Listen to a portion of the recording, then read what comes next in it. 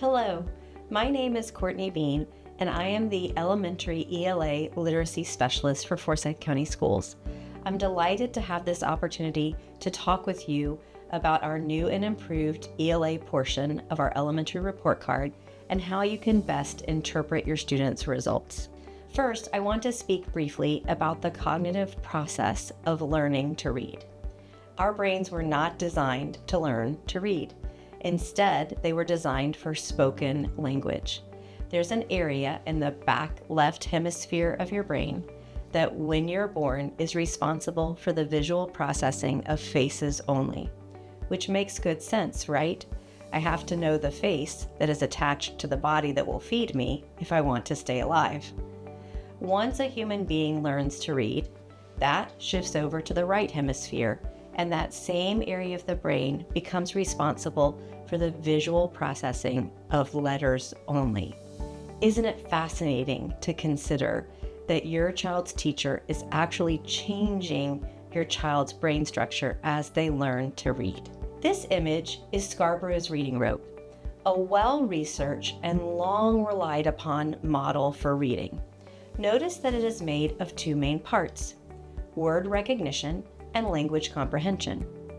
All of the Forsyth County lessons, resources, and assessments are tied to one or more of these domains, and you can also see the connection between the reading rope and our FCS Literacy Essentials.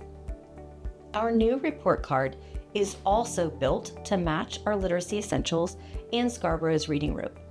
Let's now talk through each of the report card domains.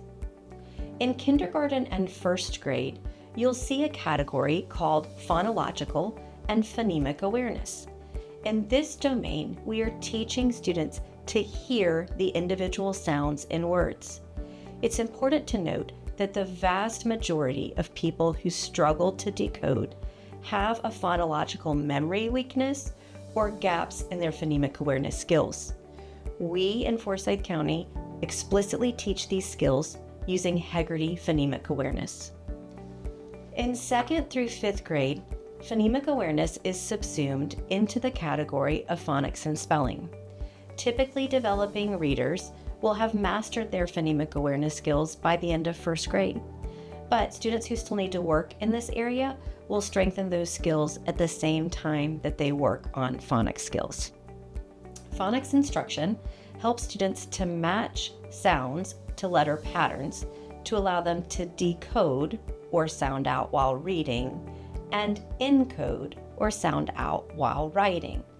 We use UFly Foundations to teach phonics in kindergarten through 2nd grade, benchmark phonics in 3rd grade, and Morpheme Magic in grades 4 and 5. The next category you'll see on the report card is fluency. Fluency is the ability to read accurately and at a rate that mirrors speech.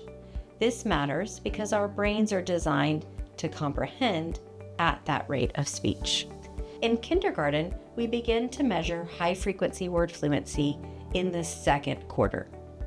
In 1st grade, we measure high-frequency word fluency in quarter 1 and then switch to decodable text fluency in quarter 2 and beyond.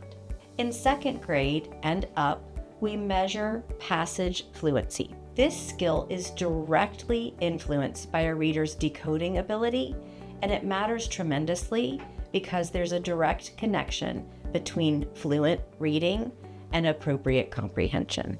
The next report card category is vocabulary.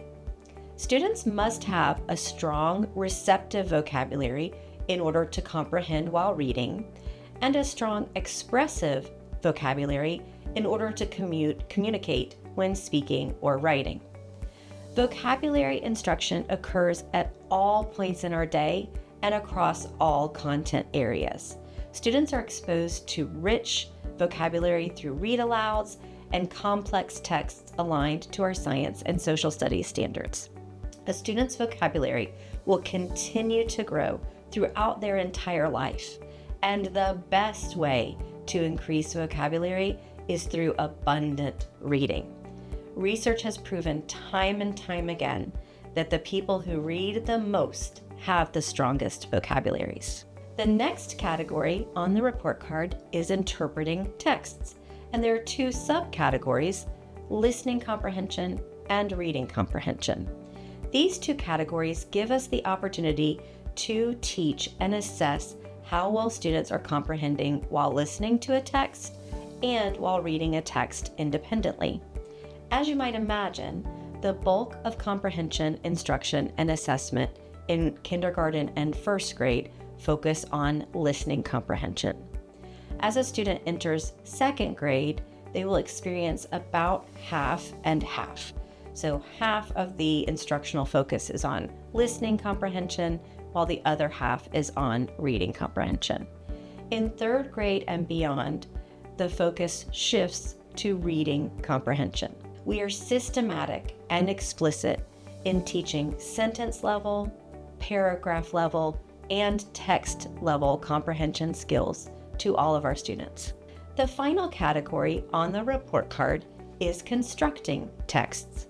This domain refers to a student's oral and written communication skills.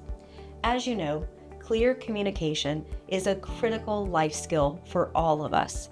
We are intentional about instructing and measuring a student's ability to apply vocabulary knowledge and syntax and grammatical understanding as they clearly communicate what they are learning across content areas. Students receive differentiated Tier 1 instruction in any of these domains through small group reading and writing. We are committed to personalizing instruction based on what the data reveals about your students' literacy needs. I want to give one final thought about standards-based grading and reporting.